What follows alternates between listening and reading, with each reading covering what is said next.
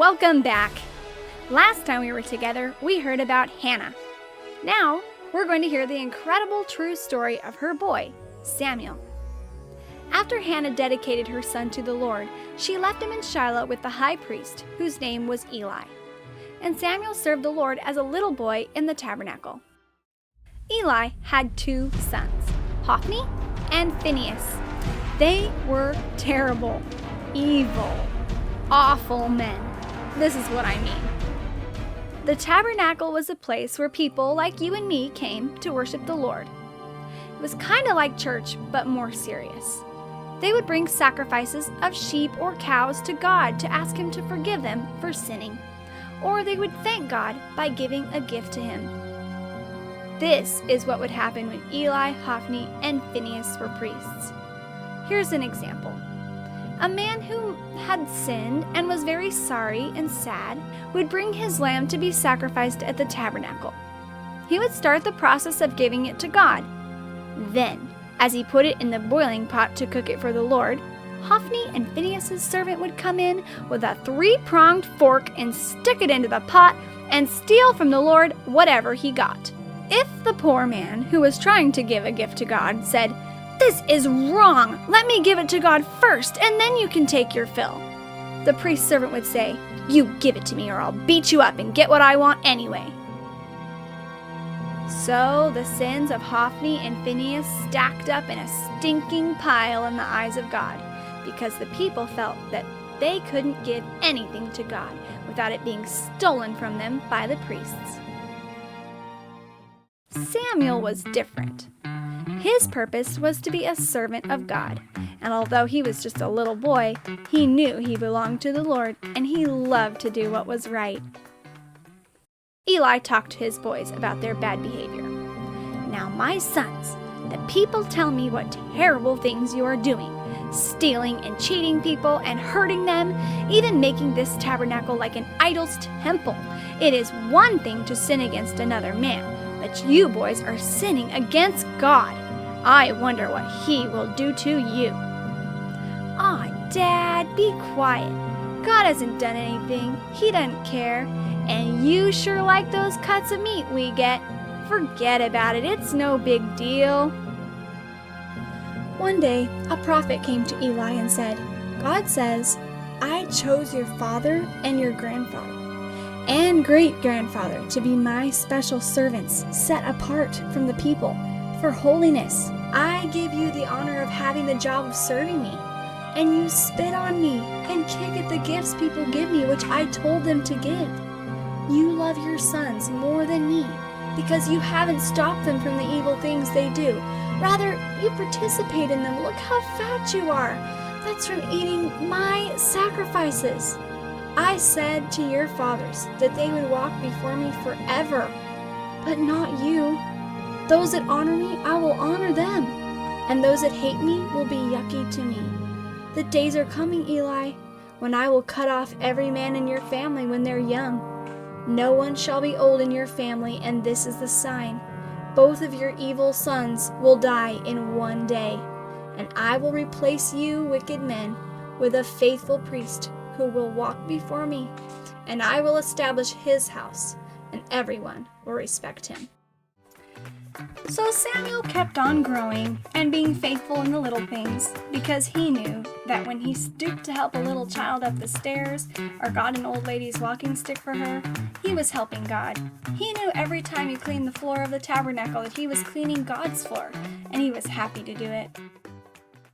One night, when the candle that was supposed to burn continually was almost out, sometime in the middle of the night, Samuel was awakened by someone calling his name.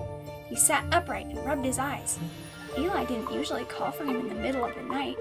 Something must be wrong. So he leapt from his bed, calling, "Here I am!" And he ran to Eli and said, "Here I am, you called?" And Eli woke up with a start. What's happening? Is everything okay?" "Oh yes, everything is fine. What can I do for you, sir? You called me." "I did? I don't remember calling you. I must have called you in my sleep. I'm sorry, son. Go back to bed. I didn't call you."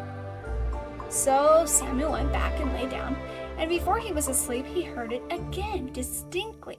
"Samuel!" "Now that must be Eli," thought Samuel. "He's the only one who would call me." So up bounced Samuel and he ran to Eli. "Here I am, sir." "Go back to bed, Samuel. I did not call, nor do I appreciate being woken up at this hour of the night."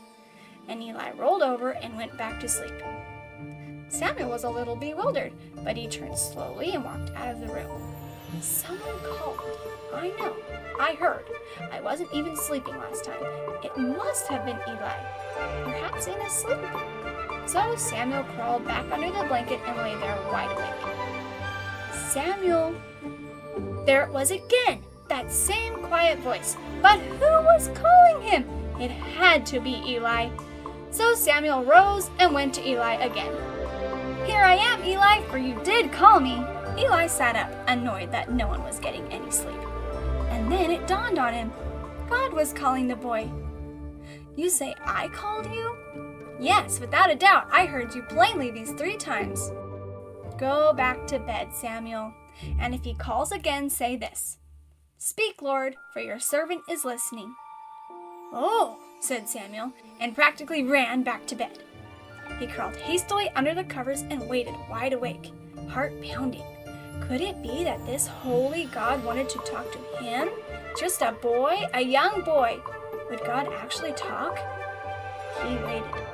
Then, just as before, "Samuel, Samuel."